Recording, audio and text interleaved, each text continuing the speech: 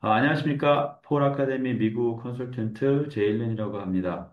네, 오늘은 저희가 사실은 조금은 이제 원래 기획을 할 때는 약간 저학년을 상대로 했고요. 기본적으로 유명한 대학, 그 다음에 유명한 대학의 전공들에 대해서 좀, 얘기를 이제 하려고 기획을 했습니다. 그리고 이제 그런 대학교를 들어가기 위해서 우리가 항상 생각하는 뭐, SAT라든지, 그 다음에 뭐, IB하고의 AP 차이라든지, 그 다음에, 대학교에서 학생들은 어떤 식으로, 어떤 과정을 통해서, 골라내는지, 그다음에 어떤 학생을 찾는지, 그 다음에 오늘 같은 경우는 이제 서포멘털 에세이, 상위 대학교고 이제 오늘 가려는 학교들이 굉장히 어려운 대학교들이잖아요. 그래서 이런 대학교들은 에세이가 이제 그 extra curricular activity하고 굉장히 중요한 부분을 차지하는데 서포멘트 에세이를 이제 예일 걸 준비를 했는데, 그 대학교를 보면, 이게 서포멘트 에세이에서 이런 질문을 하고, 왜 이런 것들이, 그 EC, Extracurricular Activity하고 연결돼서, 중요한 역할을 하는구나. 그 부분을 좀 아실 수 있을 것 같습니다. 네, 우선 조금 더 제 소개를 하면은요, 죄송합니다. 왜안 되죠? 음, 네. 예, 저는 펜실베니아 대학교를 나왔고요. 그다음에 미국에서 초중고를 졸업을 했고, 저도 보링 스쿨을 다녔고요. 그다음에 이제 회사에서 좀 일을 하다가 15년 동안 제 칼렌시 카운슬링하고 그다음에 뭐 SAT 수업도 하고 그래서 미국으로 가는 대학교의 과정을 뭐 전체적으로 잘 이해하고 있다고 보시면 될 것 같습니다. 그다음에 제가 조금 더 강조하고 싶은 거는 제가 이제 펜실베니아 대학교를 졸업을 했는데 한동안 제가 그 인터뷰어로서 활동을 했어요. 그러면은 저 얼럼나이한테 저희한테 학생들이 배정이 되거든요. 그럼 이제 학교에서 질문을 보내주고 이제 거기서 어떻게 보면은 어떤 식으로 이제 리포트 쓰라고 저희한테 지시가 와요. 근데 이제 그 과정을 하면서 입시 사정관들이 어떤 식으로 학생들을 평가하겠다는 거를 제가 많이 좀 인사이트를 많이 얻었습니다. 그래서 그 부분을 좀 말씀드리고 싶고요. 그 외에는 제가 해외에서 뭐 중국, 일본, 태국에서도 뭐 강의도 하고 그쪽에서 일을 했기 때문에 그쪽에서 그러니까, 다니고 있는 학생들에 대해서 잘 알고 있고, 그다음에 IB 프로그램에 대해서도 잘 알고 있다고 생각하시면 될 것 같습니다. 네. 지금 이제 오늘 준비한 거는 이제 저희 나갈 때는 이제 AI 쪽으로 좀 많이 강조가 돼서 나갔는데, 조금은 이제 다양하게 좀 준비는 했어요. 요즘에 새로 생긴 이제 뭐 climate change, 뭐 energy라는 그런 단과가 스탠퍼드에 생겼고요. 그 다음에 이제 학교에 관심이 있으신 분은 이런 것도 좀 아실 수가 있는데, 뭐 예를 들면은 의대를 따로 지원을 안 하고 갈 수 있는 있는 그런 프로그램도 있고요. 그다음에 최고의 비즈니스 프로그램과 뭐 엔지니어 프로그램을 같이 합쳐놓은 그런 프로그램도 있고, 그다음에 이제 AI 관련돼서 컴퓨터 사이언스 대학에 대해서 좀 제가 비교를 할 거고요. 그래서 이제 첫 번째 부분은 인기 있는 전공에 대해서 제가 얘기를 할 겁니다. 그다음에 두 번째 파트는 SAT 부분에 대해서 요즘에 이제 SAT가 대학교를 들어가는데 어떤 의미가 있는지, 그게, 좀 미리 말씀을 드리면은 SAT가 옛날에는 점수가 한 100점 단위 또는 뭐 한 7, 80점 단위로 좀 그 자체로서 의미가 있는 점수였어요. 근데 요즘에, 디지털로 바뀌면서 SAT 점수가 상위 평준화가 됐거든요. 그래서 그게 어떤 의미인지, 왜 그렇게 점수가 올라갔고, 또 대학교에 지원을 하는 데 있어서 SAT가 어떤 역할을 하는지, 이제 그 부분에 대해서 파트 2에서 좀 다룰 거고요. 세 번째로는 아까 말씀드린 대로 입시 사정관들이 이 학생을 평가할 때 구체적으로 어떤 과정을 하는지, 그 부분을 세 번째 파트에서 다룰 거고요. 네 번째는 제가 이제 지금, 내년에, 지금 이제 early action이나 뭐, 이제 그런 학생들이 지금 뭐 예를 들어서 인터뷰, 죄송합니다. 에세이 컨설팅을 하거나 일반적으로 컨설팅을 하는데, 예일대나 그런 상위 대학교를 넣기 위해서 어떤 그 스펙을 가져야 되는지. 그래서 제가 지금 실질적으로 같이, 협업을 하는, 예, 에세이 컨설팅을 하는 학생의 예를 보여드릴 거예요. 그다음에 예일의 서포멘털 에세이를 여러분들하고 공유를 하고 어떤 질문이 오고 그다음에 그쪽에서 학생들 어떻게 평가하는지 그 부분에 대해서 좀 구체적으로 얘기를 할 거고요. 마지막에 이제 폴 컨설팅에 대해서 뭐 간단하게 소개를 하고 마치려고 합니다. 예, 그래서 오늘 그 컴퓨터 사이언스 AI 관련된 거 말고 기존에 굉장히 좀 인기 있는 그 전공에 대해서 먼저 말씀을 드리면 스탠포드의 기후 에너지 프로그램, 잔스 홉킨스의 생물의학 공학, BM이죠. 바이오메디컬 엔지니어링이라고 하는데 그거에 대해서 얘기를 할 거고 그다음에 유펜의 MNT 프로그램이라고 보통 얘기를 하고 또는 드롬 피셔이라는 프로그램이 있어요. 그래서 이제 그거에 대해서 얘기를 할 거고요. 그다음에 브라운 대학교의 8년 의대 PLM에 대해서 얘기할 겁니다. 예. 그래서 첫 번째는 저거 굉장히 흥미로운 프로그램인 것 같아요. 요 같은 경우는 이제 뭐 잔 도라는 굉장히 전설적인 이제 벤처 투자자가 지구 온난화를 타개하고자 스탠포드한테 뭐 자기 사비로 한 2조 정도를 출연을 해서 만든 프로그램이거든요. 근데 이게 지금 언더그레이드도 있고 그다음에 그라듀 스쿨도 있는데 이 프로그램이 굉장히 지금 핫한 것 같아요. 예, 지금 스탠포드에는 크게 칼리지하고 엔지니어링으로 나눠졌었거든요. 그래서 요게 언더그레이드에 추가가 되면서 학교가 세 개로 나눠졌어요. 그래서 위에서 볼 수 있듯이 2022년도 이제 설립이 됐기 때문에 아직까지는 학생들이 졸업을 해서 뭐 어디로 진출한다 이런 거에 대해서 많은 정보는 없는데 지금 이 프로그램을 보면은 졸업을 하기 전에도 이 회사들하고 연계가 굉장히 잘 돼 있는 프로그램이에요. 단순하게 뭐 온난화 문제를 타개하겠다 이렇게 좀 추상적인 개념보다는 이 에너지과라든지 또는 어, 지금 상대적으로 예를 들면은 뭐 카본을 줄이기 위해서 많은 회사들이 투자를 하고 있잖아요. 그래서 그런 회사들하고 굉장히 인턴십이 잘 돼 있는 학교입니다.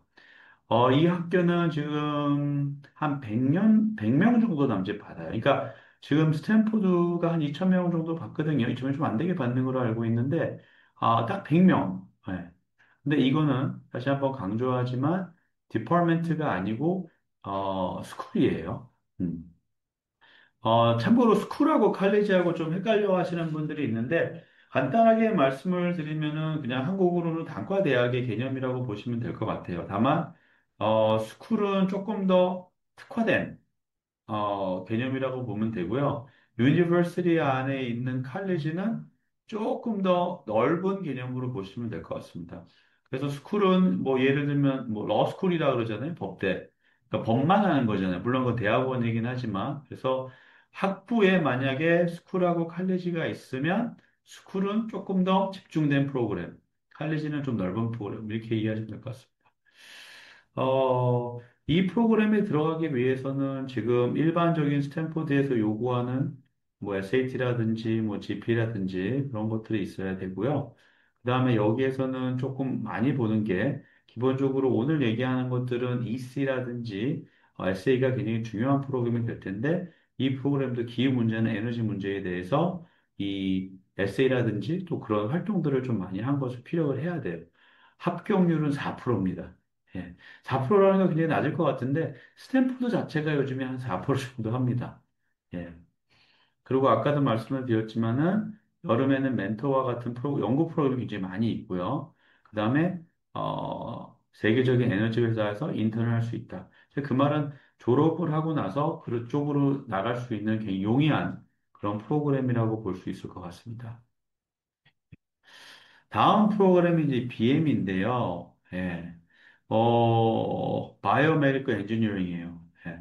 존스 홉킨스가 굉장히 좋은 대학교죠. 예, 좋은 대학교인데, 요 프로그램이 이 존스 홉킨스에 있는 프로그램 중에서 가장 어려운 프로그램이에요. 그래서 신입생은 100명에서 120명 정도 받고 있고요. 요즘에 한참 인기 있는 생명의학 공학 부분에서는 미국에서 절대적인 1위. 조금, 이 프로그램은 조금 리스크가 좀 적은 게, 존스 홉킨스의 엔지니어링을 지원을 하고, BME로 설정을 하면 되거든요. 근데 이 BME에서 떨어져도, 존스 홉킨스 엔지니어링으로 바로 이렇게 연결이 되는, 그런 프로그램을 갖고 있습니다.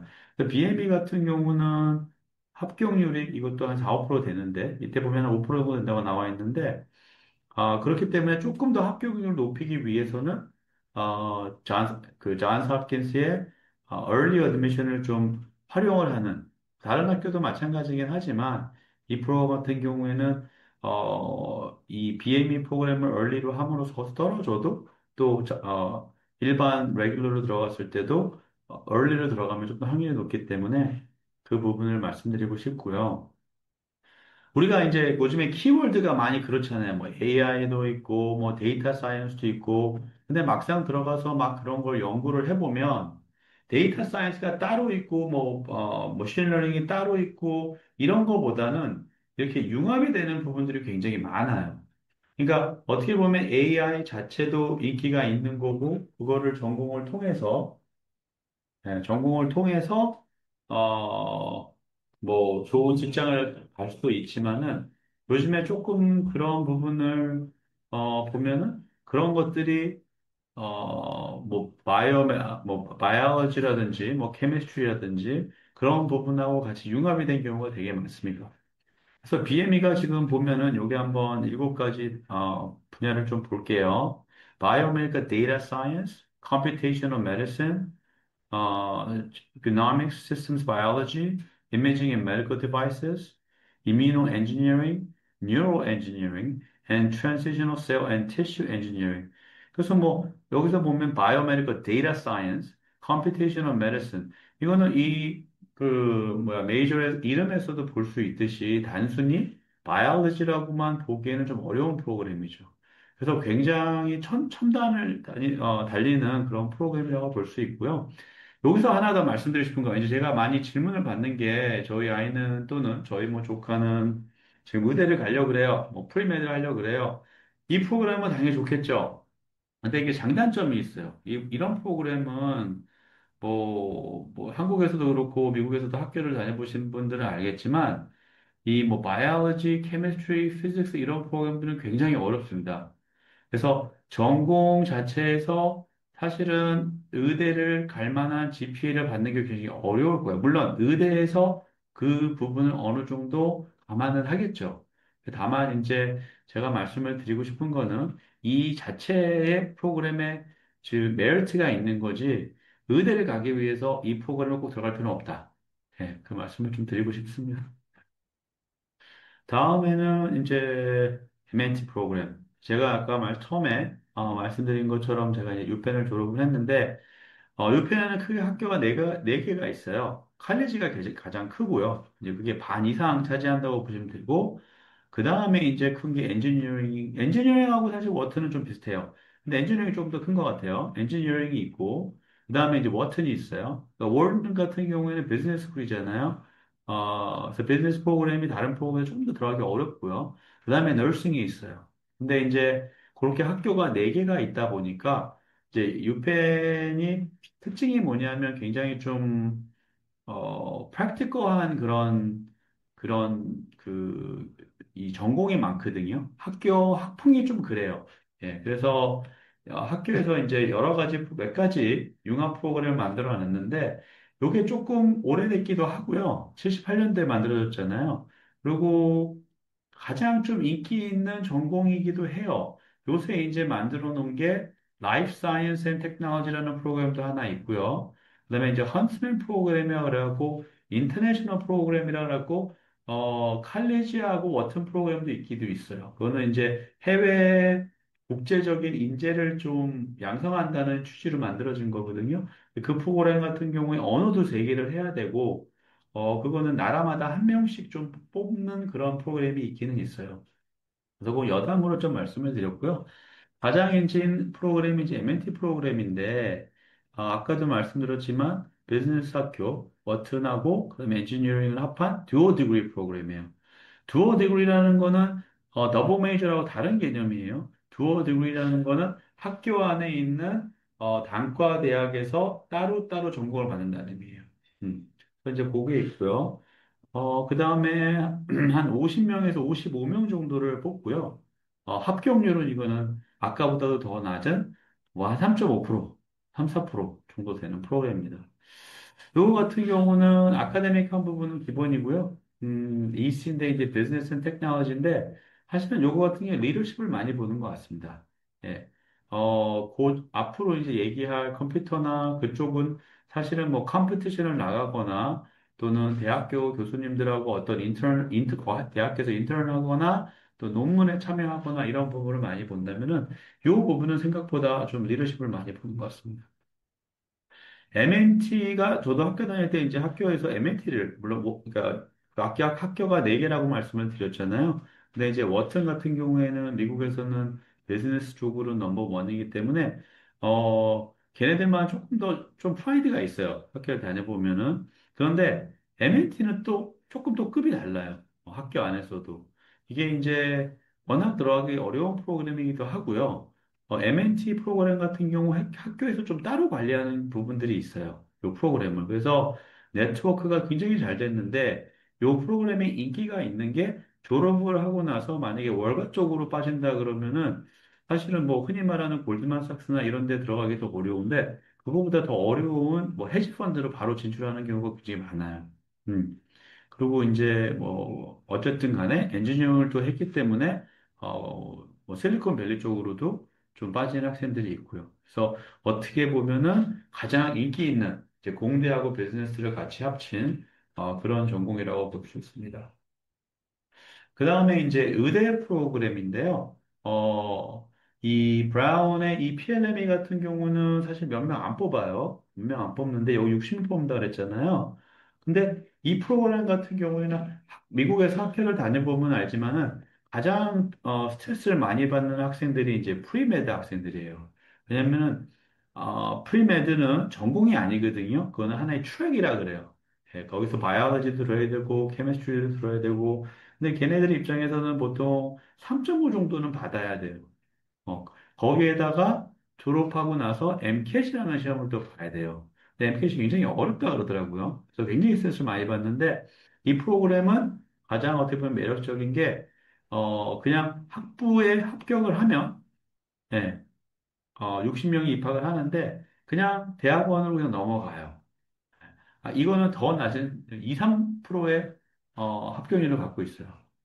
근데 아까 말씀드렸듯이 MCAT을 보지 않는다는 거, 그 부분이 있고요.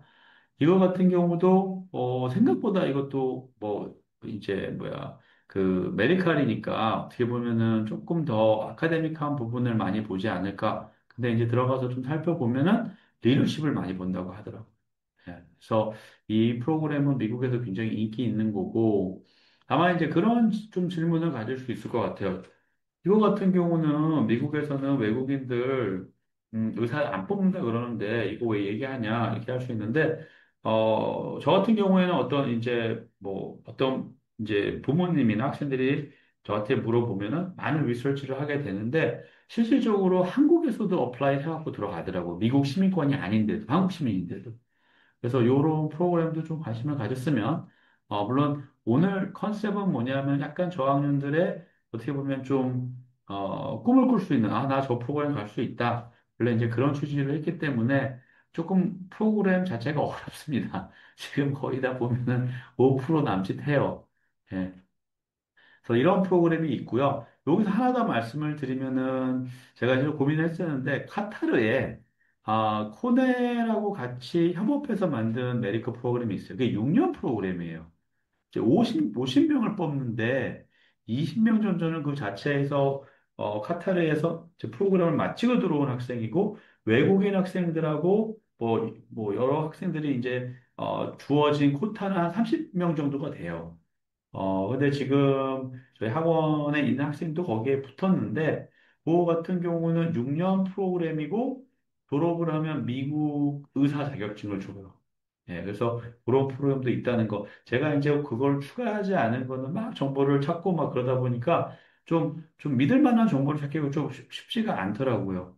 그래서 그거는 그냥, 추가적으로 제가 말씀을 드리는 걸로 정리하겠습니다. 네.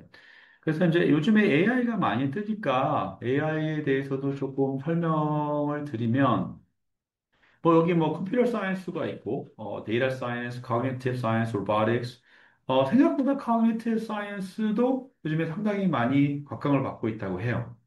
네, 그래서 그 부분을 좀 말씀드리고 싶고요.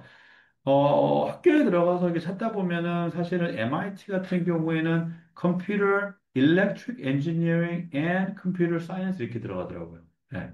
그러니까 Computer Engineering하고 Computer Science는 조금 달라요. 네. 굳이 얘기하자면 Computer Engineering은 약간 하드웨어 쪽으로 좀 포커스를 맞췄다면은 Computer Science는 코딩 쪽에 좀 포커스를 맞췄다고 보면 돼요. 그런데 실질적으로 들어가서 좀 살펴보면은 두 개가 겹치는 부분들이 상당히 많아요. 그래서 그거는 어쨌든 개념적으로는 컴퓨터 사이언스는 약간 소프트웨어 쪽이고 컴퓨터 엔지니어링은 조금 하드웨어 쪽이지만 이게 그렇다 그래서 뭐 칼럼 무자르듯이 이렇게 나눠지는 건 아니다. 그렇게 이해하시면 좋을 것 같습니다. 음. 크게 세 가지 대학교로 나눴어요. 이게 빅3죠. 예. 이제 카네기 멜론이고 스탠포드하고 MIT고요. 카네기 멜론은 뭐가 있죠? School of Computer Science가 있어요. 제가 아까도 말씀을 드렸지만 이 스쿨이라는 거는 한국 개념으로 그냥 아까도 말씀드린 그냥 로스쿨 같은 개념이에요. 그 학교 안에 단과대학교가 있는 겁니다. 그래서 다른 대학교와 차별된 School of Computer Science가 설립이 되어 있어요. 그래서 그렇기 때문에 900명, 900명의 학생을 받는 거예요. 어렵지만 학생을 많이 받기 때문에 상대적으로 컴퓨터 사이언스를 공부를 한다 그러면 굉장히 매력 있는 학교예요. 음. 그 다음에 요즘에 이제 AI가 대세잖아요. 뭐만 들어가면 이제 AI인데 1918년도, 생각해보면 지금 한 7년인데, 그때만 해도 생각보다 AI가 화두가 되지 않았던 것 같아요. 뭐, 챗GPT가, 많이, 활용화되기도 전이고, 그런데 1918년에 미국 최초로 AI 전공을 만들어서 AI 전공을 받고 졸업을 할 수 있는 학교예요. 그 이후로는 좀 학교들이, 좀 다른 학교들을 만들어내긴 했는데, 카네기 멜론에 비해서는 좀 퀄리티가 떨어지지 않나 싶어요. 예. 그래서 뭐 좀 유일하진 않습니다. 다른 학교도 굉장히 AI가 많고요. 그러긴 한데 막 그 AI 전공만 본다면은 막 가장 한 7, 8년 된 학교 같고 전통이라고 말하는 건 좀 우습긴 한데 어쨌든 가장 먼저라는 거, 그다음에 가장 프로그램이 아마 잘 만들어지지 않았을까 싶습니다. 여기 같은 경우에도 제가 조금 말씀드리고 싶은 거는 생각보다 그냥 AI 전공 요즘에 뜨니까 한다. 물론 요즘에 AI 배경을 가진 사람들이 각광을 받는 건 맞아요. 근데 밑에 한번 전공 볼까요? Artificial Intelligence. computational biology. 이 부분이 되게 중요한데, biology가 그러니까 지금 AI가 합쳐져갖고 굉장히 지금 핫해요. 예, biology 자체도 핫하지만 이 AI를 통해서 요즘에 그런 뉴스 많이 뜨잖아요. pharmaceutical, 그러니까 그 약을 만드는 회사에서 AI를 사용을 해서 새로운 약을 뭐 만든다. 네. 어떻게 보면 이제 앞으로는 그런 응용을 하는 쪽, 이제 그런 쪽에 대해서 각광을 받을 것 같은데, 어쨌든 컴퓨테이셔널 바이오로지가 있고요. 컴퓨터 사이언스가 있고, 여기서 또 휴먼 컴퓨터 인터랙션이 있고, 로보틱스. 예. 로보틱스 같은 경우에는 요즘에 이제 AI를 로버트랑 거기다 장착을 하는 게 굉장히 좀 대세잖아요. 그래서 이제 인간이 할 수 있는 걸 로보트가 할 수 있는. 그래서 요 프로그램이 따로 그러니까 이게 하나의 전공이죠. 그래서 그 부분이 있고 BXA라는 게 있는데, 여기서 A는 사실은 Arts and Science예요. 아까 말씀드린 것처럼, 뭐 유펜이나 여러 학교들의 그 밑에 여러 그런 칼레지나 스쿨이 있듯이 카네기 멜론도 예술대도 있고요. 그 다음에 칼레지도 있어요. 그래서 그 예술하고 그 컴퓨터 사이언스 합친 그런 프로그램도 있습니다. 그래서 CMU 학교, 카네기 멜론의 그 최고의 장점은 학교가 있다는 것도 있지만은 그 학교에 그 컴퓨터 사이언스랑 관련된 굉장히 다양한 프로그램이 있어요. 예. 이 900명이라는 수는 이 컴퓨터 사이언스만 보고 봤을 때 굉장히 많이 뽑는 수치입니다. 근데 스탠포드 유명하죠. 그래서 먼저 말씀드리고 싶은 거는 아까 900명에 비해서 300명이에요. 300명인데 이 300명이 사실은 지금 그 스탠포드에서 가장 인기 있는 지금 전공이라고 해요. 16% 정도까지가 컴퓨터 사이언스를 전공을 한다고 하더라고요. 16%라는 거는 그것만 전공한 건 아니겠죠. 더블 메이저이 될 수도 있고. 그래서 저도 이제 이런 것만 찾아보면서 깜짝 놀랐는데 워낙 스탠포드에서의 컴퓨터 사이언스가 각광을 받다 보니까 학생들이 많이 몰리는 것 같습니다. 300명 정도 있고요. 스탠포드는 제가 봤을 때는 무엇보다도 취직의 기회가 가장 많이 있는 학교라고 보면 될 것 같아요. 실리콘밸리도 가깝고. 그래서 학교 자체에서도 이렇게 스타트할 수 있는 그런 프로그램도 굉장히 많고요. 그다음에 아까도 말씀드렸지만 대학 갖고 있는 명성, 뭐 대표적으로 뭐 오픈 AI의 샘 얼트맨이라든지 뭐 테슬라 일론 머스크라든지 뭐 일론 머스크 같은 경우는 뭐 그냥 그 첫날 이제 그 프로그램에서 간뒀다는 얘기는 있지만 어쨌든 지금 뭐 흔히 말하는 실리콘밸리에서 좀 그런 기술 분야를 주도하는 사람들이 다 스탠포드를 많이 나왔습니다. 여기에 가장 대표적으로 또 말씀드리고 싶은 거는 AI 밑에 보면은 뭐 머신 러닝, 데이터 사이언스, 소프트웨어 엔지니어링에서 연구할 수 있는 기회가 많다. 자, 아까 얘기한 컴퓨터 사이언스 스쿨이 있기 때문에 다양하다고 얘기했는데 스탠포드는 엔지니어링 스쿨이 있잖아요. 그러니까 컴퓨터 사이언스 안에 그 외에 그런 학교들하고 같이 연구할 수 있는 분야가 많다. 스탠포드의 장점이라고 볼 수 있을 것 같고요. 그 다음에 MIT. MIT는 이제 좀 보면은 컴퓨터 사이언스라기보다는 EECS라 그래서 두 번째 줄에 보면 Electrical Engineering and Computer Science에서 250명 정도 해서 컴퓨터 사이언스 디그리를 많이 주고 있어요. 컴퓨터 사이언스가 따로 있기는 해요. 근데 몇 명 안 돼요. 예, EECS는 전통적으로 굉장히 인기 있고 거기에서 굉장히 지금 유명한 아마 교수님들은 많은 교수님들은 이 전공을 하고 지금 컴퓨터 사이언스를 뭐 다른 학교에서 가르치시는 이런 유명한 교수님들이 되게 많으세요. 음. 근데 아까 말씀드렸지만 일렉트리컬 인지니어링 컴퓨터 사이언스는 기본적인 커리큘럼 자체는 하드웨어에 좀 방점을 찍긴 했어요. 그리고 아까 제가 말씀드린 것처럼 하지만 그럼에도 불구하고 딱 그렇게 나눌 수는 없다는 거죠. 어쨌든 MIT는 엔지니어링 풀에서 EECS라는 프로그램 안에서 컴퓨터 사이언스 디그리를 주고 있다는 거.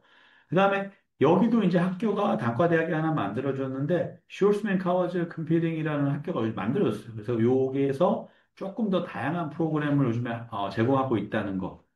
그거를 말씀을 드리고 싶습니다. MIT도 스탠포드 못지않게 보스턴 쪽에 조금 거기도 이렇게 좀 단지가 만들어져서 하버드라든지 MIT라든지 결국에는 실리콘밸리라는 곳도 스탠포드랑 버클리가 있기 때문에 생긴 거거든요. 그래서 MIT하고 하버드가 있기 때문에 거기도 이렇게 벤처할 수 있는 분위기가 만들어져 있어요. 그리고 MIT의 또 하나 장점은 거기서 하버드하고 그렇게 멀지가 않기 때문에 왔다 갔다 하면서 코र्스를 들을 수가 있습니다. 그래서 이렇게 AI 관련돼서는 가장 좋은 대학교들을 좀 알아봤고요. 자, 지금 어떻게 보면 아까도 처음에 시작할 때 말씀을 드렸지만 막 지금 10여년을 와서 지금 이 프로그램을 본다고 바로 할 수 있는 건 아니잖아요. 워낙 어렵고 거의 이제 진짜 어떻게 보면 1% 미만의 학생들이 어플라이 할 수 있는 어플라이는 다 할 수 있죠. 이제 합격을 하기 위해서는 1% 미만의 학생들인데 어, 9학년, 10학년, 이런 학생들은 우선은 자기가 이제 좀 욕심이 있으면 이런 학교를 최소한 목표로, 이런 학교를 통해서 내가 뭐를 하고 싶다, 이런 학생들이 있을 수 있잖아요. 그래서 이제 그런 부분에서 그러면은 대학교를 들어갈 때 어떤 부분을 좀 봐야 되는지, 뭐 여러분이 알고 있다시피 뭐 GPA라든지 SAT라든지 뭐 AP라든지 그걸 모르신 분은 없을 거라고 생각이 돼요. 다만 그런 것들이 지난 몇 년 동안 어떻게 바뀌었고 학교를 지원하는 데 있어서 어떤 관점에서 봐야 되는지, 특히나 앞에서 언급한 그 학교들의 지원을 할 때 이런 부분들이 어떤 의미를 갖고 있는지 그걸 좀 말씀을 드리고 싶습니다. 우선 좀 먼저 말씀을 드리고 싶은 거는 지금 학교 보면은 뭐 1위, 3위 뭐 이렇게 해놨지만 뭐 큰 의미는 없어요. 랭킹이라는 게 우리가 보통 쓰는 게 이제 US News and World Report라는 그 잡지에서 가장 먼저 랭킹을 매기기 시작했고 그게 좀 공신력이 있기는 해요. 전혀 의미가 없진 않아요. 뭐 예를 들어서 SAT라든지 뭐 학교의 어떤 교수님들의 어떤 그 퀄리티라든지 들어가기 난이도라든지 어느 정도 지침을 좀 세울 만은 해요. 하지만 뭐 예를 들어서 3일 했다 그래서 1위가 3위보다 무조건 좋다 이렇게 얘기할 수는 없겠죠. 자, 어쨌든, 거기에서 나온 이 상위권들을 보면 1위부터 26위까지 이렇게 있는데, 하나는 뭐죠? SAT가 생각보다 꼭 필요하진 않을 수도 있어요. 예를 들면, 프리스턴 같은 테스트 옵셔널이고요. 테스트 옵션이라는 건 넣어도 되고 안 넣어도 되고. 어쨌든 의미는 그렇습니다. 실질적으로는 조금 다른 의미를 갖긴 해요. 그 다음에 하버드는 required고, 예일 같은 건 테스트 플렉서블. 예. 테스트 플렉서블하는 건 뭐냐면, SAT하고 ACT는 원래부터 아무거나 넣어도 돼요. 미국에서는 뭐 ACT를 좀 더 많이 보는다는 그런 추세를 가라고 하긴 하는데 어쨌든 그건 두 개 넣을 수가 있고 만약에 SAT를 못 봤어요. 예를 들면 못 봤다는 게 뭐 두 가지가 있는데 점수가 안 좋을 수도 있고 그냥 어쩌다 보니까 뭐 SAT 준비를 못 했어요. 얼마 전에 이제 뭐 한국에서 영재고등학교를 다니는데 뭐 외국에 있는 대학교를 물어봤단 말이에요. 그러면 이제 SAT를 따로 공부하기가 어렵잖아요. 근데 뭐 이렇게 저렇게 해서 뭐 AP나 IB를 공부를 했어요. 그러면 대체할 수 있다는 거예요. 음. ACT나 ACT를 AP랑 IB로. 그래서 뒤에 조금 더 디테일하게 얘기했지만 AP 그렇다고 하나를 넣을 수는 없겠죠. 정확하게 얘기하면 AP 세개랑 AP 세개가 SAT나 ACT를 대체할 수 있다는 거고요. IB 같은 경우에는 하이 레벨 3개 정도가 SAT하고 ACT를 대체할 수 있다. 이렇게 보시면 될 것 같습니다. 자, 요것들은 이제 좀 빨리빨리 하고 지나갈게요. 우선 첫 번째, 액셉턴스 레이트가 한 4% 정도 돼요. 상위대학교, 흔히 말하는 힙스가. 네. 이게, 한 10년 전하고 바뀐 게 뭐냐면, 그때는 어려워도 한 8% 정도는 됐어요. 그러니까 반으로 떨어진 거거든요. 그래서 이거에 대해서도 좀 이렇게 막 알아보고 이랬는데, 실질적으로 보면은 크게 두 가지가 있는 것 같아요. 하나는, 카만 앱이다, 뭐 이렇게 해갖고, 여러 가지 면으로 학생들이 좀 어플라이하기가 쉬워져서, 그러니까 지원자 자체가 좀 올라간 측면이 있고요. 그 다음에 해외 지원자가 조금 더 늘어났다. 그렇게 보는 게 맞을 것 같습니다. 그럼에도 불구하고, 지금 기본적으로, 한 20명에서 1명 붙어요. 다만, 이거는 어떤 부분이 빠졌냐면, early action이나, 이런 학교들은 대부분 다 뭐죠? 그러니까 early action이에요. early decision이 아니고. 다만, 이런 학교들은 싱글 초이스 또는 restrictive라 그래서 early action이니까 붙어도 안 가도 되긴 하는데 restrictive 때문에 한 학기만 보통 apply 할 수 있어요. 음. 다만 여기에서 조금 보면은 지금 MIT 같은 경우에는 restrictive는 아니기는 해요. 그것만 그냥 참고로 알고 있으면 될 것 같고요. 두 번째로는 이제 SAT를 보면은 뒤에 있는 숫자인데 중간에 25%, 75%그 사이거든요. 거의 다 비슷하죠. 예. 그래서 만약에 보통 우리 학생처럼 해외에서 미국의 대학교를 논다 그러면 요 빨간 점수를 보는 게 맞기는 맞아요. 왜냐면 국제 학생들은 조금 더 컴피티션이 있기 때문에. 그렇다 그래서 1500, 뭐 50을 받았으니까 나는 하버드, MIT를 못 가. 이런 의미는 아니지만 점수대가 그렇다는 거죠. 그 다음에 보면은 조금은 랭킹에서 조금은 밀린다고 보는데, 아까 1580인데 여기는 뭐죠? 1570, 60이에요. 별 차이 없죠. 예. 더 웃긴 거. 다만 요거는 이제 조금 확률은 올라갔어요. 그 부분은 뭐겠어요? 다른 부분에서 조금 더, 다른 학교보다 쉽다는 얘기겠죠. 근데 GPA는 아닙니다. SAT하고 GPA는 기본적으로 큰 차이는 없어요. 네. 그거 밑에 있는, 요게 이제 한 15위에서 한 25위 사이에 있는 학교들이거든요. 액셉턴스 레이트는 이제 10%가 넘었어요. 15% 정도 돼요. 근데 SAT도 큰 차 조금 떨어졌죠. 한 10점 정도.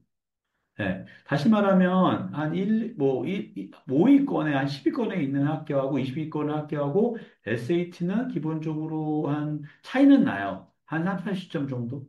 GPA도 조금 차이는 나요. 근데 그렇게 큰 차이는 안 난다는 거죠. 자, 그래서 그 부분에 대해서 제가 이제 말씀을 좀 정리를 해 드릴게요. 1번. 매학 대학교들이 ACCA에 대한 태도가 세 가지가 있습니다. require, test optional, test flexible. 아까 그건 설명을 드렸죠. 그 다음에 test flexible은 SAT, ACT 대신에 AP, IB 점수로 대체할 수 있습니다. 예, 그거는 세 개, AP 세 개, IB, 하이 레벨 세 개, 이렇게 할 수 있고요. 그런데 여기에서 이렇게 처음부터 된 이유는 뭐죠?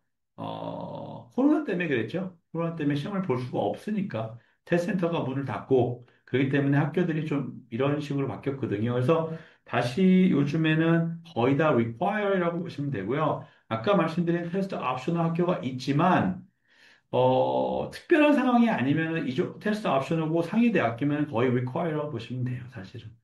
그리고 테스트 플렉서블인 학교들도 거의 다 지금 이제 require로 넘어가는 그런 추세라고 보시면 될 것 같습니다.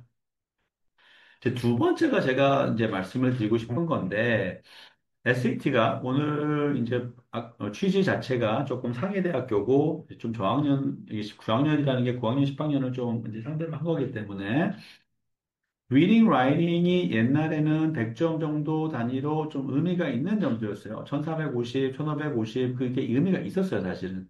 그러니까 지금 의미가 없다는 얘기는 아니고 디지털로 바꾸면서 상위 평준화가 됐어요. 그러니까 SAT에 대해서 조금 더 구체적으로 말씀을 드리면은 SAT가 크게 보면 바뀐 게 뭐냐? 수학이 좀 더 어려워지긴 했지만 그래도 거의 800을 받아요. 예. 하나 정도 틀려갖고 뭐 780 받을 수도 있고 그러긴 하지만 reading, writing이 좀 수월졌어요. 크게 보면은 단어 문제, 문법 문제, 그 다음에 reading 문제예요. 그런데 이 자체가 좀 짧고 그러다 보니까 점수가 전체적으로 좀 잘 나오는 추세거든요. 그러다 보니까 이게 어떤 의미가 돼버렸냐면 상위 대학교를 누려 그러면은 최소한 1500 초반이나 중반 정도는 받아야 경쟁력이 있다 이렇게 보시면 될 것 같습니다. 옛날에는 아까 말씀드렸지만 상위 대학교하고 그 밑에 대학교하고 점수 차이가 쭉쭉쭉쭉 보였어요. 그러니까 지금이 없는 건 아니에요. 근데 상위 대학교하고 상위 10위권하고 한 20위권하고 차이가 한 40점 정도 보시면 될 것 같습니다. 40, 50점 정도. 그런데 그게 이제 어떤 의미냐면 실질적으로 시험을 봤을 때 만약에 한 1550, 60 받으려면은 섹션당 하나, 둘, 뭐죠? 요 정도예요. 근데 40점 정도 하면은 두 개, 세 개, 이런 거예요. 그러니까 전체적으로 보면은 뭐 한 두세 개 정도 차이. 그러니까 SAT에 있어서는 상위대학교 올 땐 1500 이상 받아야 되는데 그거의 핵심이 뭐냐면은 사실은 실수를 하면 안 돼요. 예, 그래야지만이 1500, 한 50 정도를 받을 수 있기 때문에. 그 부분이 있고요. 그 다음에 이제 AP에 대해서는 많이 얘기 안 했고, 오피셜하게 얘네들이 AP를 몇 개 받아야 된다, 이렇게 많이 얘기는 안 해요. 하지만 저희 같은 경우는 이제 언오피셜하게, 다시 말하면 거기에 붙은 학생들, 그런 학생들의 프로필을 많이 보잖아요. 그렇죠? 그 다음에 이제, 사설학원들이 많은 학생들, 몇천 명, 몇몇 명의 학생들이 어떤 배경으로 어떤 학교로 들어갔다, 그런 걸 많이 본단 말이에요. 그런 걸 봤을 때는 AP 기준으로 본다 그러면, 한 8개 정도? 이 8개라는 건 어떤 기준이냐면, 11학년 끝났을 때, 음, 12학년 때 이제 보통 많이 보잖아요. 6개, 7개 이렇게 많이 보는데, 그래서 보통 한 졸업을 할 때 한 12개, 15개 정도 갖고는 있는데, 11학년 때 6개에서 8개 정도 이렇게 보시면 될 것 같고요. 음, 또 하나 또 말씀드리고 싶은 건 SAT 관련돼서 점수가 막 이렇게 나오는데, 어, 다른 학교들은 다 슈퍼스코어로 보통 매기면 돼요. 그래서 요 전에 있던 점수들이 보면 다 슈퍼스코어예요. 그러니까 두세 번 봐갖고 가장 잘 나온 점수를 합친 거라는 거죠. 근데 하버드는 거의 유일하게 슈퍼스코어를 사용하지 않고 있다는 거, 그것만 좀 참고하시면 좋을 것 같습니다. 자, 여기에서는 미국에서 이제 IB 프로그램에 대해서 좀 말씀 많이 드리고 싶은데, IB 프로그램이 우리 학생들 같은 경우에 일반적으로 좀 많이 듣잖아요. AP는 미국에서 많이 하고, 미국에서는 거의 95% 이상이, 뭐, AP인 것 같아요. IB 프로그램이 생각보다 많지가 않아요. 그런데 이 IB 프로그램이 미국에서도 그냥 AP 프로그램보다 많이 인정을 해요. 근데 뭐 그 퍼센티지만 보면은 뭐 한 20% 나오고 막 이러는데 그게 이제 어떤 의미냐 하면은 예를 들면 어떤 A의 합격률이 한 10%라 그러면은 그 학교가 IB를 예를 들면은 좀 뭐 22% 정도 더 인정을 해준다. 그 의미는 뭐냐면 10%에 22%란 얘기예요. 그래서 12% 정도 가량 된다는 얘기죠.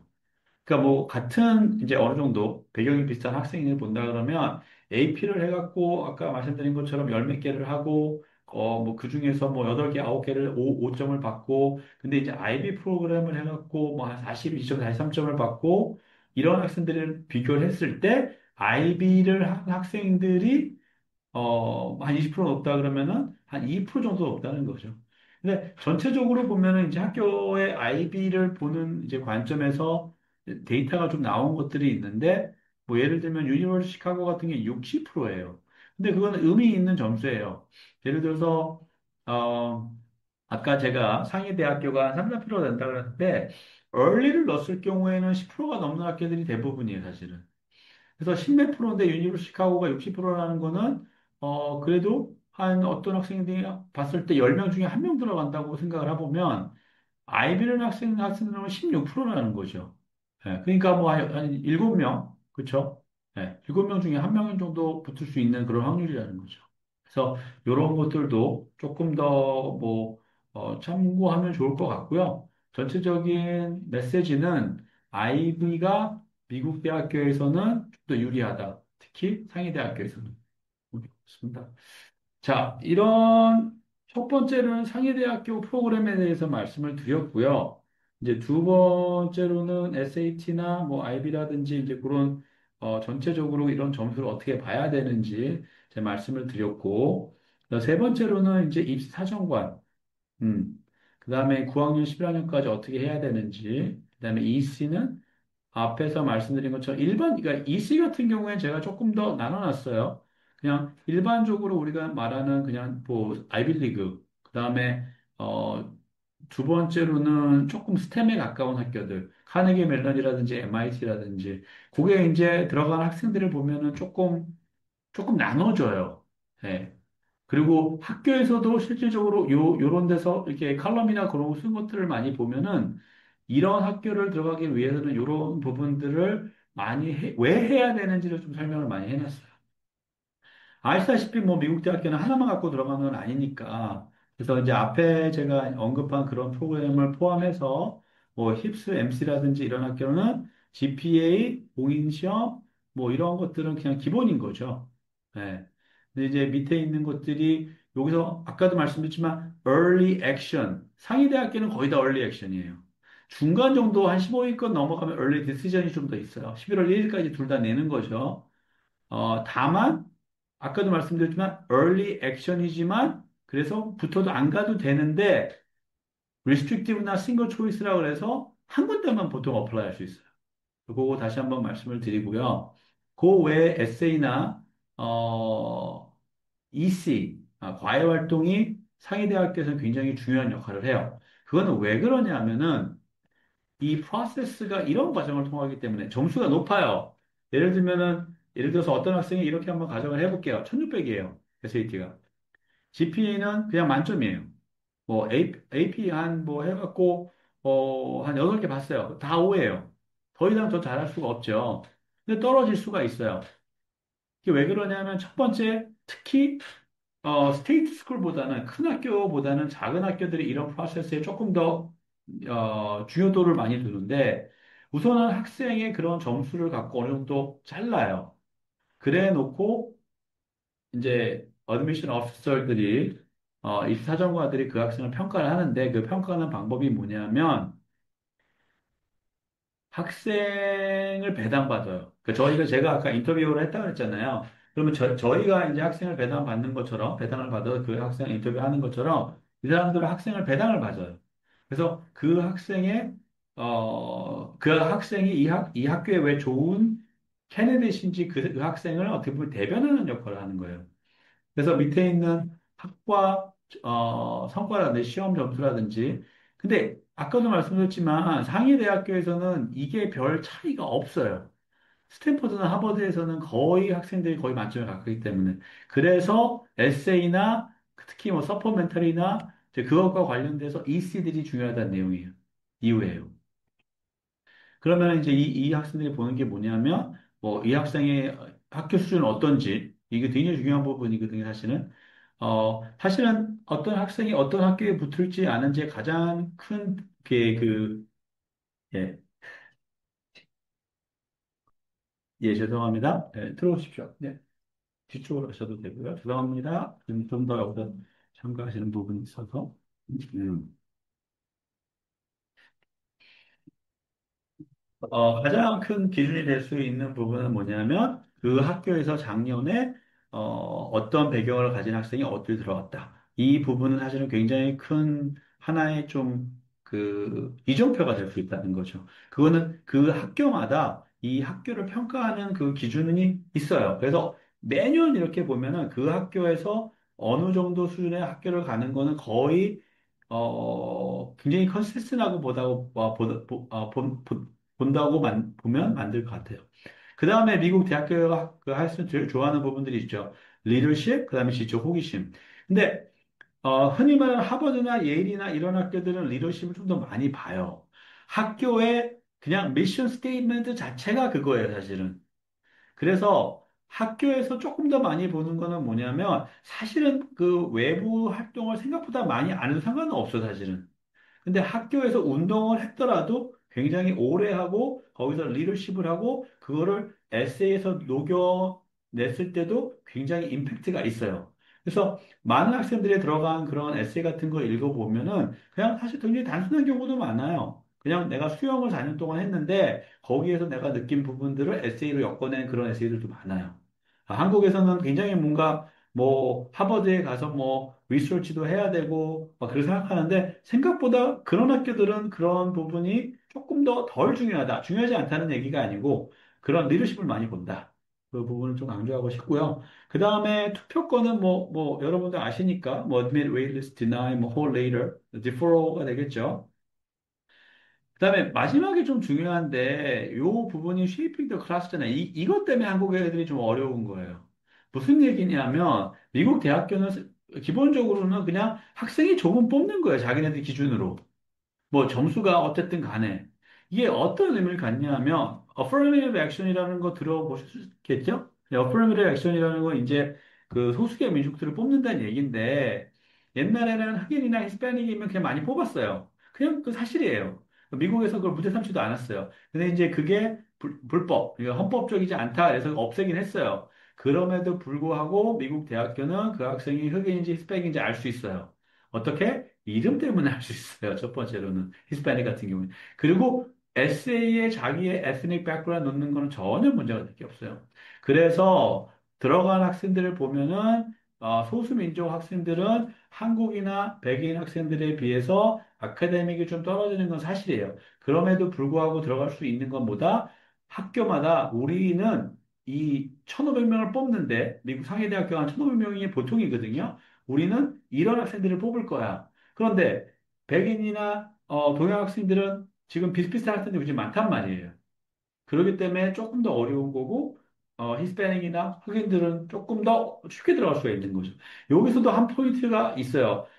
같은 동양인이라도 내가 그 학교를 어플라이 할 때 기본적으로 SAT나 이런 거 비슷하기 때문에 어떤 면으로 나를 조금 더 다르게 보이게 할 수 있을까? 어떤 면이 다른 학생들하고 좀 다를까? 이 부분을 좀 고민할 수가 있다는 거죠. 자, 그래서 아까 말씀드린 것처럼 기본적으로 이제 그런 프로세스를 통해서 학생을 뽑는다는 거고요. 이제 합격하지 못한 학생들은 입학사정위원회로 넘어간다. 뭐 이런 부분들이고요. 이 부분은 그냥 좀 넘어가도록 하겠습니다. 자, 그러면 다시 돌아가서 한번 얘기해 볼게요. 제가 처음에 방향을 어떻게 잡았죠? 요즘에 인기 있는 전공, 실질적으로 뭐 힙스 MC보다도 더 어려운 프로그램이에요. 예, 오늘은 제가 학교보다는 좀 프로그램에 방점을 찍었기 때문에 그래서 그런 학교들에 대해서 이렇게 SAT 말씀을 드렸고, 그다음에 학교에서 어떤 식으로 프로세스를 통해서 뽑는지. 그런데 지금 상황에서 누가 저한테 이 학교를 들어가고 이런 프로그램을 가고 싶은데 가장 좋은 방법은 무엇입니까? 이렇게 물어본다면은, 뭐, 어쨌든 간에 early action이에요. 네. early action이라고 제가 말씀드리고 early decision이 아니고 상위 대학교입니다. early action이라고 여러 번 말씀드렸잖아요. 그러려면 어떻게 해야 돼요? 기본적으로 뭐가 돼야 되죠? 11학년 2학기 때 끝나야 돼요. 기본적으로. 뭐가 끝나야 돼요? GPA가 본인이 원하는 GPA가 돼야 되고요. AP가 8개, 9개 정도 돼야 되고요. 그 다음에 SAT가 1550 정도 돼야 되고요. 그러면 12학년 때는 뭐 하냐? 그래서 밑에서부터 한번 볼게요. 12학년, 11학년 끝나고 12학년 넘어갈 때는 뭐가 돼야 되냐면, 실질적으로 이때는 에세이 작업을 하고 본인이 가고 싶은 학교에 따라서 발런티어를 할 수도 있고요. 또는, 약간 스텝 쪽으로 간다 그러면 연구 같은 거, 대학교 들어가서 연구를 한다든지 그런 쪽으로 넘어가야 돼요. 만약에 11학년 끝나고 그걸 안 하고 SAT 준비를 하고 있다 그러면은 아까 말한 10몇 프로에서 5%로 떨어진 거 이상이에요. 왜냐하면 합격률로 보면은 early는 예를 들어서 한 12% 되잖아요. 그 레귤러 같은 경우에 4%란 말이에요.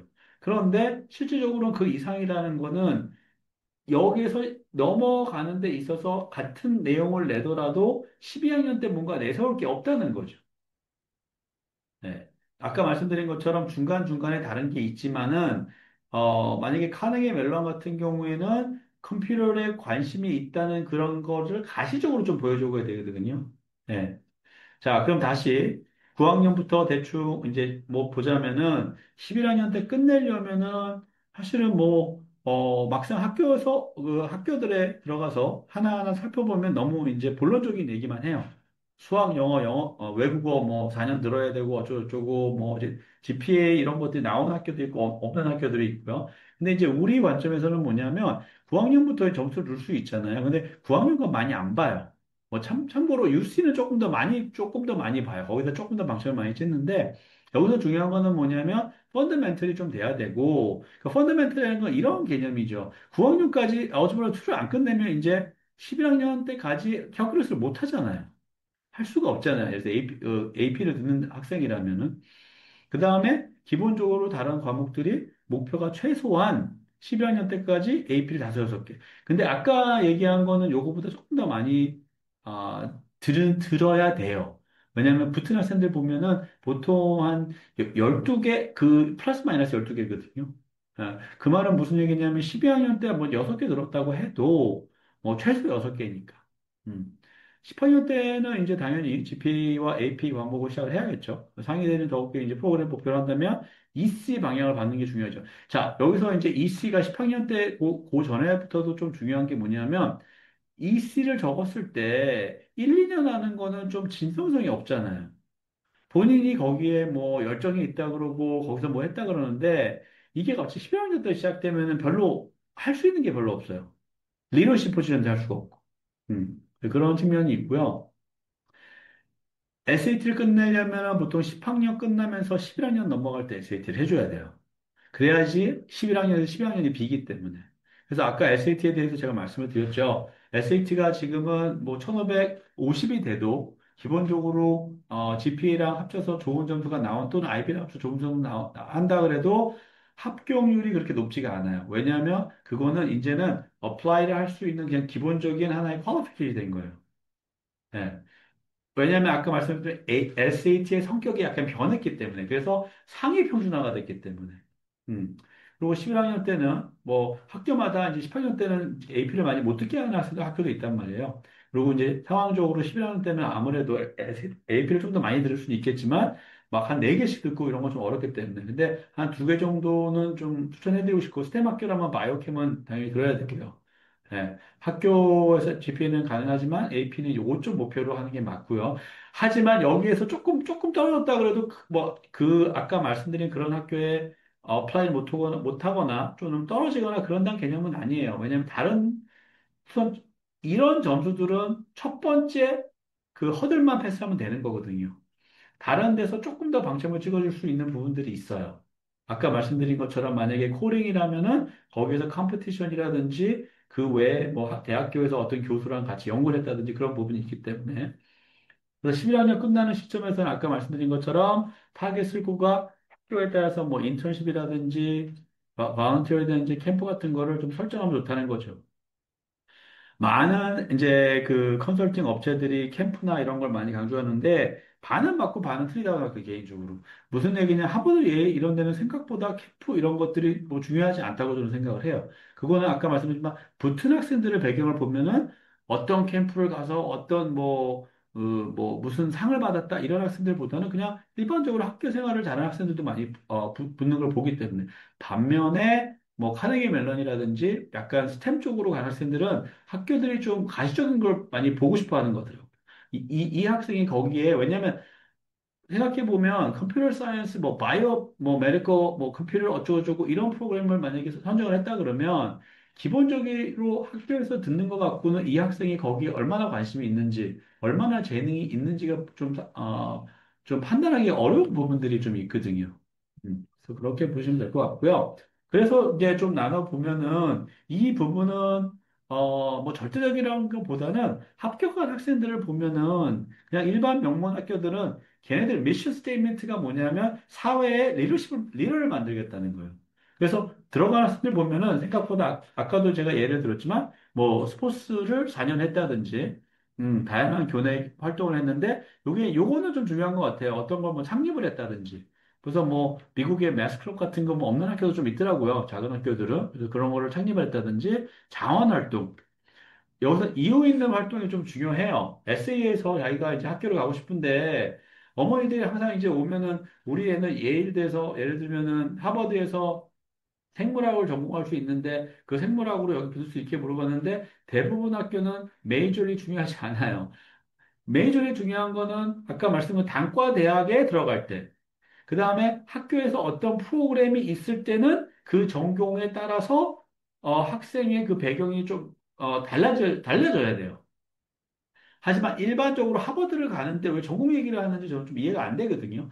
전공을 기재를 하죠. 세 개까지 기재를 보통 해요. 두 개, 세 개.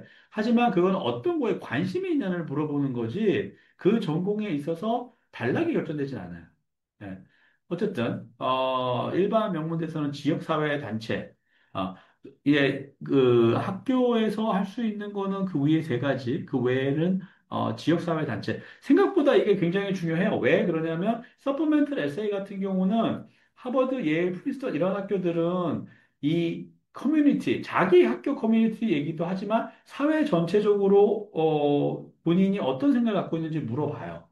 근데 그걸 쓰려고 그러면 뭔가 또 한계 있어야 되잖아요. 그래야지 좋은 좀 소스를 끌어낼 수 있잖아요. 그래서 그런 관점에서 본다 그러면 사실 지역사회 단체는 좀 참여하는 건 중요하다고 볼 수 있을 것 같습니다. 그다음에 특정한 대학교들 보면은 전공 관련 교내에서 활동하는 게 중요하고요. 뭐 조기 참여도 사실은 거꾸로 됐죠. 생각해보면. 왜냐하면 학생이 컴퓨터에 어렸을 때부터 관심이 많은데, 11학년 되니까 내가 좋아하는 컴퓨터 전공이 좋은 학교를 가고 싶어. 그랬더니 카네기 멜론, 스탠퍼드, MIT가 좋아. 이렇게 가야 되는데, 사실 그렇게 가기가 좀 어렵잖아요. 그래서, 만약에 9학년, 10학년 학생들이 있다면은, 지금 뭐 그쪽으로 관심이 있다 그러면 조금 외부에서도 공부를 저는 하는 걸 추천을 많이 드려요, 이거는. 그거는 학교에서도 마찬가지지만, 이거 같은 게 밑에 있는 컴페티션이나 시상들이 이 전체적으로 액티비티를 봤을 때 굉장히 중요하게 역할을 해요. 다시 한번 말씀드리면 붙은 학생들 보면 알잖아요. 그래서 그런 것들이 많이 들어가 있어요. 예. 전공 관련 대학, 인턴 논문 참여. 여기서 제가 짧게, 내용이 아주 좀, 시간이 저한테 한 20분 정도 있기 때문에 말씀드리면, 제가 아까 이제 인터뷰를 했다 그랬잖아요. 근데 이제 학생이 그때 이제 인천 그 과학고를 다니는 학생이었는데, 굉장히 뛰어난 학생이었어요. 그래서 삼성에서 주는 그 인턴십과 그 스칼러십을 받았는데, 저도 그때 몰랐는데, 그때까지 몰랐는데, 삼성에서 그 주는 장학금이 5년 동안 그 해외에서, 5년이 아니고 해외에서 어떤 대학교를 다니던 50만 불까지 이렇게 그 지원하는 그런 스칼러십이 있더라고요. 그래서 그때 그걸 받은 학생이었는데, 저랑 인터뷰하기 전에 그 이력서를 주는데 이력서가 무려 5페이지예요. 그 5페이지에 그럼 뭐가 있었느냐? 인턴하고 논문 참여했다는 거죠. 근데 이 학생 같은 경우에는 그냥 과학이었어요, 과학. 근데 이제 제가 이제 유펜에 나왔다고 말씀을 드렸는데, 우리 학교는 사실은 좀 그쪽으로 강한 학교는 아니거든요. 뭐 하버드라든지, 뭐 약간 엔지니어링 쪽으로 가면 MIT라든지. 근데 이제 그 학생 같은 경우에는 우리 학교에 원서를 낸 거는 뭐냐면, 우리 학교에 어떤 교수가 어떤 연구를 하고 있는데, 거기에 관심이 많기 때문에 한번 지원을 해보는 거다. 이렇게 얘기를 하더라고요. 예. 그러니까 여기서는 두 가지를 얘기를 하고 싶은 게 스템이나 과학 쪽은 인턴하고 논문 참여가 많이 중요하다는 거죠. 예, 왜냐하면 다른 학생들하고 약간 차별을 두려면 두 번째로는 학교를 넣었을 때 그 학교에 대한 정말 진정성 있게 조금 알아보는 게 학교를 들어가는 데 있어서는 여러 가지 면으로 중요할 수 있어요. 어쨌든 이렇게 한번 나눠보고요. 일반 상위대학교하고 특화된 대학교하고 그래서 제가 한번 이제 조금, 음, 아, 그 구체적인 예를 좀 들었어요. 예를 들어 지금 저랑 같이 이제 에세이 작업을 하는 학생이 있고요. 그리고 서포멘트 에세이를 조금 보여드리려고 해요. 그래서 예일 같은 경우에는 요즘에 팟캐스트가 되게 좀 많이 올라와 있더라고요. 팟캐스트가 요즘에 학교들 많이 올라와 있는데 예일대 같은 경우에는 서포멘트 에세이를 봤을 때 우리는 이런 학생들을 이렇게 우리가 평가해 이런 식으로 그냥 허심탄회하게 많이 얘기를 했어요. 그래서 이제 그 부분을 좀 더 설명을 해드리고, 그다음에 이제 폴 아카데미 컨설팅에 대해서 요약을 해드리고, 여기엔 적지 않았지만, 미국을 가는데 요즘에 트럼프 대통령이 좀 헛소리 많이 하잖아요. 그래서 좀 걱정도 가끔 하시는데, 제가 뭐, 어떻게 될지 모르죠. 하지만 제가 요즘에 이렇게 추세를 봤을 때, 이렇게 발표가 됐는데, 이렇게 정리가 됐다. 요 얘기를 함으로써, 뭐, 오늘 설명회를 마치도록 하겠습니다. 저는 에세이 작업을 하는 학생인데요. 사실 조금, 이게 조금 약간 하자가 있어야 되는데 너무 좀 완벽해갖고 4.0에 3.0이에요. 4.33이에요. 네. 그거는 이제 AP가 들어가니까. 그래서 그냥 B가 없어요. SAT는 슈퍼스코어로 만점이에요. 네, 제일 잘 본 게 1580이에요. AP가 9개예요. 근데 지금 뭐 여학생하고 작업하면서 너는 붙을 거야 이런 얘기는 안 해요. 50% 아까 말씀드린 것처럼 지금 early를 넣기 때문에 이 학생 같은 경우에는 뭐 수치로 얘기하면 한 10% 되죠. 근데 아까 지금 보여드린 그런 수치를 봤을 때 다 위쪽이잖아요. 그래서 제가 봤을 때는 50% 이상은 되는 것 같아요. 그렇지만 이 학생도 개런티는 아니죠. 왜? 아까 그 학교에서 이 학생의 다른 면을 볼 거예요. 어떤 면? EC하고 SA를 볼 거예요. 그래서 이 학생이 EC나 SA를 봤을 때 어느 정도 코타를 갖고 있는데 얘가 우리 학교에 들어와서 조금 어떻게 보면 우리가 뭐 이렇게 지향하는 그런 학생 그런 어떤 인재상을 갖고 있나 이걸 평가를 할 거예요. 예. 점수로서는 뭐 저랑 같이 지금 에세이를 하고 있지만 뭐 더 이상 뭐 점수를 더 할 수가 없어요. 거기다 만점이기 때문에. 이씨는 그냥 어떻게 보면 뭐 이렇게 평이해요. 수영 4년 했고요. 주장이고, 매스클럽 있고, 뭐, 여러 UN. 이런 건 사실은 뭐, 미국에서 학교 다닌다면 거의 다 하는 거잖아요. 근데 이제, 기본적인 방향은 좀 정해놓고, 봉사활동, 지금 아까 말씀드렸죠. 이 정도 학교 가려고 그러면 1학년 때 거의 다 끝나야 돼요. 그래서 지금 봉사활동 하고 있고요. 에세이 같은 경우는 지금 카만 에세이 같은 경우에는 좀 뭐, 그냥 어렸을 때 자기가 이런 곤충 같은 걸 키우면서 이런 어떻게 보면 또 동정심 또 어떻게 제가 책임감을 가져야 되는지 그런, 이야기를 썼는데, 본인이 이제 그걸 쓰고 싶다고 얘기를 하는데 제가 봤을 때 나쁘지 않은 것 같아요. 왜냐하면 기본적으로 예일대를 가서, 사이칼리 전공을 해서 이제 의사가 되고 싶다는 그런 이제 그런 식으로 어필을 할 거기 때문에 나쁘지 않은 소스인 것 같고요. 예일 서포멘터라는 게 굉장히 저는 중요하다 생각을 해요. 그 사람들도 학생들을 봤을 때는 예어 서포멘트를 갖고 많이 평가할 수밖에 없다고 얘기를 해요. 그래서 이거는 예일이지만은 다른 학교도 많이 적용이 된다고 보시면 될 것 같습니다. 그래서 이 학생이 워낙 좋은 백그라운드를 가졌고 이 학생이 이 에어 서포먼트랑 카먼 에세이를 갖고 이 예일에 있는 사정관들한테 이제 어필을 하는데 항상 제가 얘기하는 게 있어요. 이거는 어떻게 꼭 해야 되는 어떤 뭐 이렇게 뭐냐 의무감이라기보다는 네가 마지막으로 할 수 있는 어필이다. 그래서 여기에서 좀 약간 최선을 다해야 돼요. 당연한 얘기겠지만. 점수만 갖고는 아까 뭐 예일대뿐만 아니고 우리 그 전에 얘기한 그런 프로그램들을 좀 뚫기가 어려워요. 예일대를 보면은 처음에 질문은 그냥 뭐 영어로 다 하나 읽을 필요 없으니까 가장 짧은 게 그냥 요거는 그냥 투 센텐스 답이에요. 뭐 What inspires you? 열정이 뭐냐? 이거예요 그냥 지적 호기심, 생각 깊이, 그 외의 자아 이렇게 네 개 물어봐요. 요거는 그냥 문장 두 개면 돼요. 그 다음에 한 300 정도 단어로 물어보는 게 뭐냐면 전공 선택, 그다음에 학교 선택 이유를 물어봐요. 예. 요 부분을 되게 잘 얘기를 해야 돼요. 자, 근데 이 부분이 EC하고 떨어질 수가 없잖아요. 그 사람들이 다 같이 보고 있는데 전공 선택은 이거를 하고 싶다 그러고 학교는 이렇게 얘기를 했는데 지금까지 한 거랑 완전히 동떨어질 수가 없거든요. 예일대가 아니고 예를 들어서 우리가 앞에서 얘기한 컴퓨터 사이언스 뭐 카네기 멜런이라고 한번 얘기를 해보자고요. 근데 에세이는 쓸 수는 있죠. 본인이 생각을 이렇게 한다. 근데 그 부분이 EC랑 같이 연결이 돼야 되죠. 그래서 에세이는 그 EC에 있는 내용을 갖고 어필할 수가 있어야 돼요. 특히 이 중간에 미디엄 퀘스천 같은 경우에는 학교 선택이라든지 전공 선택에 관련돼서. 자, 요게 이제 한 400단어 되니까 제가 봤을 때는 카만 에세이보다도 요 에세이를 더 중요하다고 생각을 해요.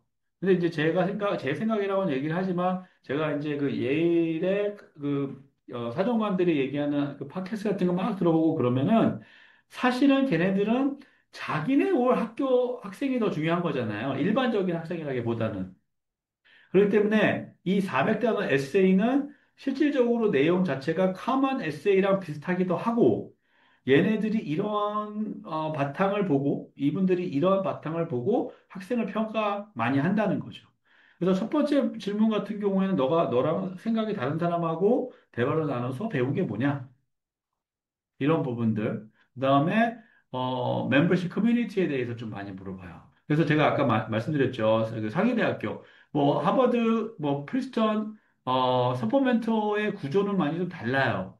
근데 기본적으로 많이 물어보는 것들이 뭐냐면 사회적 가치관, 또 우리 학교에 왜 오려고 그러냐 그런 것들의 질문이 거의 다 좀 상이하다고 보시면 될 것 같습니다. 그다음에 가치관, 400단 하면은 거의 한 4분의 3 정도, 그 정도의 길이기 때문에 여기서도 본인이 생각하는 걸 충분히 피력할 수 있는 내용입니다. 그래서 이런 에세이들은 아까 제가 말씀을 드렸지만, 뭐 그냥 뭐 전인적인 인재, 학교마다 일반적으로 뭐 하버드, 예일, 프린스턴 이런 건 좀 well-rounded 학생을 많이 찾죠. MIT나 카네기 멜론은 well-rounded이 될 수가 없어요. 예. 뭐 수학도 잘하고 또 운동도 잘하고 뭐 그럴 수도 있을 수 있겠지만은 그런 쪽은 well-rounded보다는 본인이 조금 더 그런 쪽으로 시간을 얼마나 수행했는지 그런 쪽을 많이 본다고 생각하면 될 것 같습니다. 그래서 뭐 예일대에서 얘기한 선택한 이유 학생이 맞는지를 보는 거고요. 생각 깊이, 가치관에 대해서 알고 싶어 한다. 그거는 앞에서 제가 설명했기 때문에 넘어가도록 하겠습니다. 네. 그 다음에 뭐 간단하게 말씀을 드리면, 이제, 아까처럼, 아주 상위 대학교를 딱 한다 그러면은 사실은 요즘에 저랑 그냥 에세이 작업을 학생들이 좀 많아요. 그 스텝 6가 되는 거죠.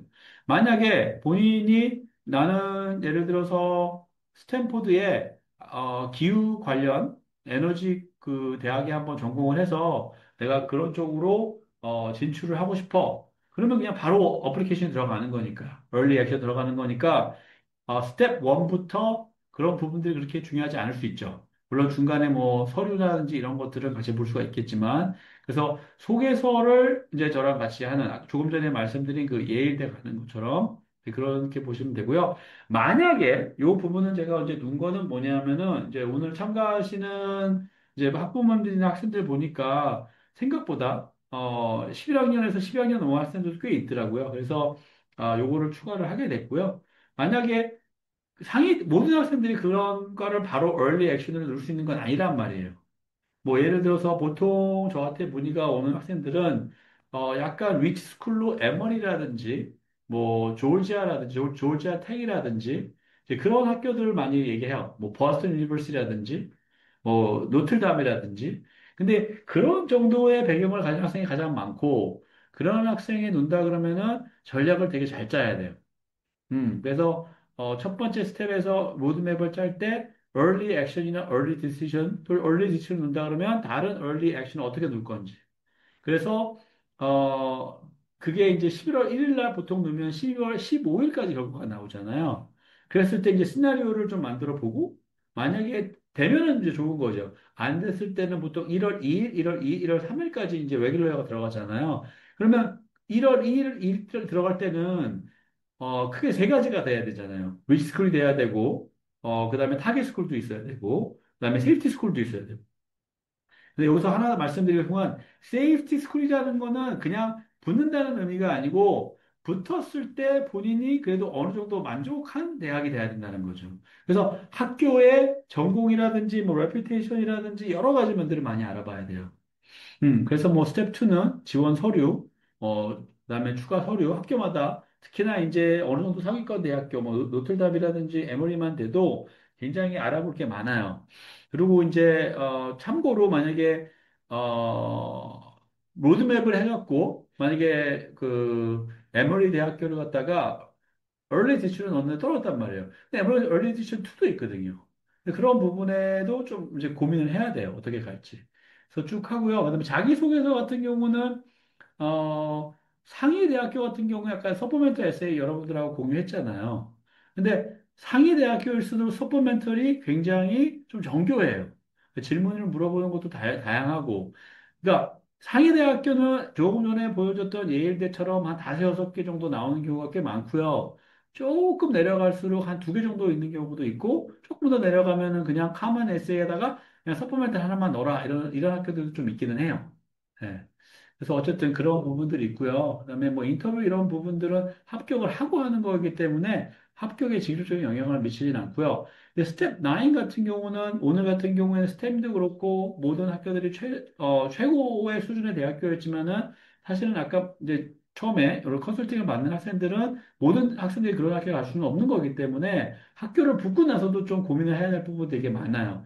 여기서 예를 들면은 그 학교에 들어가서 본인이 원하는 어, 상황에 따라서는 학교로 들어가서 다른 단과대학으로 옮길 수도 있는 거고요. 어떤 상황에서는 학교를 다니다가 뭐 예를 들면은 트랜스퍼도 생각할 수 있는 거고 또는 학교 안에서 프리메드를 하려고 그러는데 전공은 어떻게 하는 게 좋은지 생각보다 프리메드를 바이올로지를 한다는 거는 장단점이 있는 거거든요.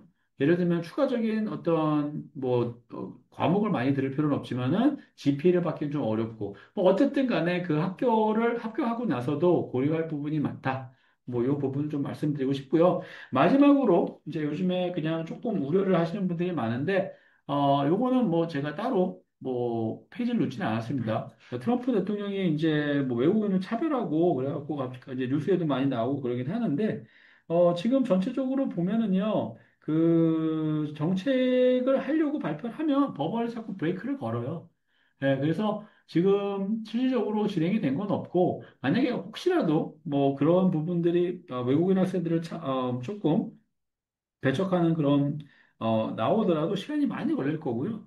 근데 실질적으로 요즘 얼마 전에도 중국하고 어떻게 보면 중국 학생들이 타겟팅이 많이 됐는데 중국하고 그냥 정치적으로 이렇게 타협을 해갖고 없는 일로 그냥 된 경우가 있었잖아요. 하버드 학생들이 중국 학생들이 하버드에서 공부하는 학생들에 대해서 그래서 제가 봤을 때는 이제 뭐 이 부분이 시작이 된 거는 미국 대학교하고 이제 뭐야 트럼프 행정부하고 이스라엘에 관련돼서 보는 시각이 달라서 시작이 된 건데 제가 봤을 때는 아마 이것이 실질적으로 법을 통과해서 학생들한테 영향이 줄 가능성은 별로 없다고 봐요. 예, 뭐 앞으로 어떻게 될 거는 모르죠. 근데 이제 전체적인 맥락이라든지 그 이야기가 시작이 되고 지난번에 한 6개월 동안 일어난 일들을 보면은 아마 이 부분을 크게 고민을 안 하셔도 된다. 그 말씀드리고요. 예, 여기까지 좀, 하고, 오늘 설명회를 정리를 할 거고요.